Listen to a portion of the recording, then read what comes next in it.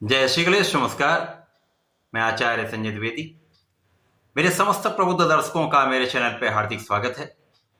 प्रिय दर्शकों, आज मैं शुक्राचार्य के राशि परिवर्तन प्रभाव को लेकर आपके सम्मुख उपस्थित हूं। दैत्य गुरु शुक्राचार्य 7 नवंबर को अपनी राशि का परिवर्तन कर चुके हैं तथा वर्तमान समय में देवगुरु बृहस्पति की मूल त्रिकोण राशि धनु राशि में संचरण कर रहे हैं। अब यहां पर जो स्थितियां बन रही हैं उसके अनुसार दैत्य गुरु गुरुदेव बृहस्पति की राशि में होंगे। गुरुदेव बृहस्पति वर्तमान समय में वृषभ राशि में गोचर कर रहे हैं, जो शुक्राचार्य की राशि। इस प्रकार से दोनों ग्रहों का एक महायोग, एक महाराजयोग का निर्माण हो चुका है, जिसे परिवर्तन राजयोग कहते हैं। ये एक ऐसा राजयोग है जब दो ग्रहों के बीच में बनता है तो उन दोनों ग्रहों के कारकत्व के भाव में वृद्धि हो जाती है तथा उन कारक भाव के कारण आपको संपूर्ण लाभ मिलता है तथा वो आपकी कुंडली में जिन जिन भावों के स्वामी हैं उन भावों की प्रबलता आपको प्राप्त होती है। इस प्रकार से ये एक महासंयोजन है, एक महाराजयोग है, जो निश्चित रूप से समस्त राशि के जातकों को कुछ विशेष प्रभाव देने वाला है, कुछ बड़े लाभ दे सकता है। अब ये अलग अलग राशि के लिए अलग अलग भाव में बनकर अलग अलग प्रभाव देने वाला होगा। आज मैं धनु राशि के लिए ही, जहां पर शुक्राचार्य का ये परिवर्तन हुआ है, किस प्रकार के योग बन रहे हैं, किस प्रकार से ये समय आपके लिए रहने वाला है, कितना लाभ आप ले पाएंगे, यदि कहीं पर कोई समस्या है तो उसका क्या निराकरण है, संपूर्ण विश्लेषण मैं पूर्ण तर्क के साथ करने जा रहा हूं। प्रिय दर्शकों, इस राशिफल को आप अपने चंद्र राशि के आधार पर देखें, अर्थात आपकी कुंडली में यदि 9 नंबर में चंद्रमा है तो आपकी धनु राशि। धनु राशि के स्वामी गुरुदेव बृहस्पति धनु राशि के लिए वर्तमान समय में षष्ठम भाव में गोचर कर रहे हैं, जो रोग ऋण शत्रु का भाव है। परंतु गुरुदेव के लिए कहा जाता है जिस भाव में होते उस भाव का नाश करते हैं, अर्थात यहाँ पर रोग ऋण शत्रुओं का नाश निश्चित है। अब यहाँ पर गुरुदेव की जहां जहां दृष्टियां पड़ेंगी वहां पर विशेष प्रभाव प्राप्त होगा, लाभ की वृद्धि होगी तथा यहाँ पर धनु राशि के लिए शुक्राचार्य आपके लाभ के स्वामी तथा षष्ठम के ही स्वामी, षष्ठम भाव जो कार्यक्षेत्र का निर्धारण भी करने वाला भाव है। तो ये अत्यंत प्रबल स्थितियां बन रही, जब आपकी लग्न तो प्रबल होगी ही, क्योंकि ज्ञान, धैर्य, संयम, विवेक की राशि धनु राशि। धनु राशि के जातक बहुत फोकस्ड होते हैं, अपने लक्ष्य पर केंद्रित रहते हैं।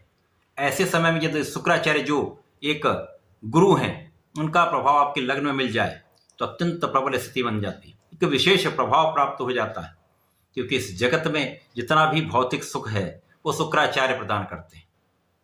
अब 2 दिसंबर तक शुक्राचार्य यहाँ पर आपकी लग्न में रहेंगे, अर्थात आपको बल प्रदान करते रहेंगे, आपके जीवन में आपको सुखों का अर्जन कराते रहेंगे। इसी प्रकार सुख, संपदा, धन, यश, भूमि, भवन, महान समस्त योग शुक्राचार्य बनाते हैं। जो देवगुरु हैं वो आपको ज्ञान देते हैं, शिक्षा देते हैं, आपको योग्य बनाते हैं तथा समस्त मांगलिक कार्यों के कारक गुरुदेव बृहस्पति हैं। तो ये जो इनके कारक भाव, इनमें वृद्धि हो जाएगी तथा जिन भावों के स्वामी हैं उनमें वृद्धि हो जाएगी।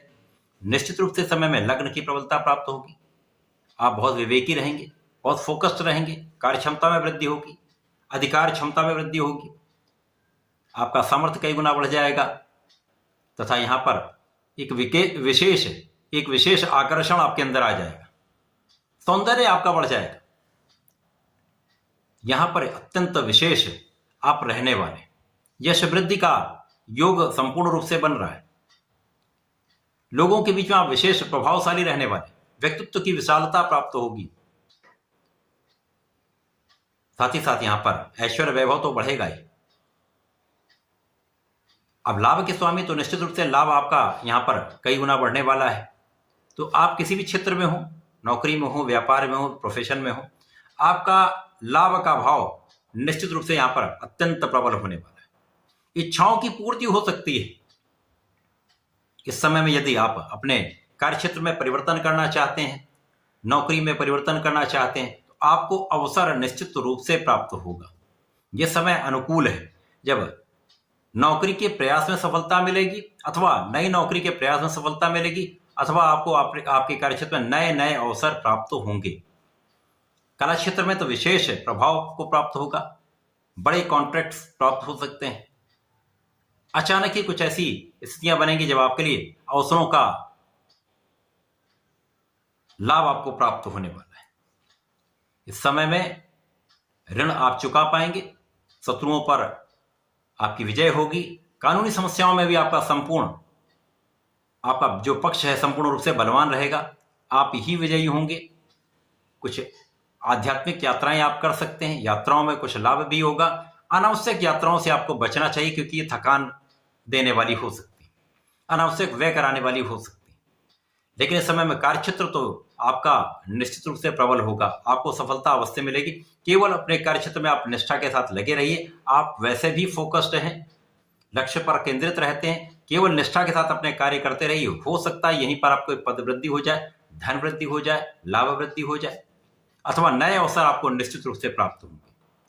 इसी प्रकार से धन का संपूर्ण लाभ आप प्राप्त करेंगे, परिवार का संपूर्ण सहयोग आपको मिलेगा, परिवार के भाव में वृद्धि निश्चित रूप से होगी तथा यहाँ पर पारिवारिक संपत्ति का लाभ भी आपको प्राप्त होगा। वाणी में सौम्यता बनाए रखें, विवेकपूर्ण निर्णय लें। वाणी की सौम्यता से कई कार्य आपके बन सकते हैं, तो यहाँ पर बहुत ध्यान देना होगा। परिवार के बीच में भी बहुत संयम के साथ आपको चलना होगा। बाकी कहीं पर किसी प्रकार का कोई समस्या का योग नहीं है।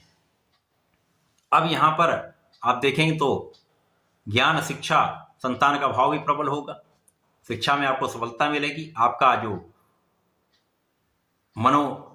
जो मनोबल है वो अत्यंत श्रेष्ठ रहने वाला है, जो आपके क्षमता को बढ़ाने वाला है, आपके कंसंट्रेशन को बढ़ाने वाला है। तो आपको सफलता भी मिलेगी। प्रतियोगिता परीक्षा में भी आपको सफलता मिलेगी। यहाँ पर संतान के कारण कुछ चिंता हो सकती है, परंतु चिंता का निवारण भी 100% होगा। इसी प्रकार से समय प्रेम संबंधों के लिए बहुत अच्छा नहीं है, परंतु सोच विचार कर इन संबंधों में आपको पढ़ना चाहिए।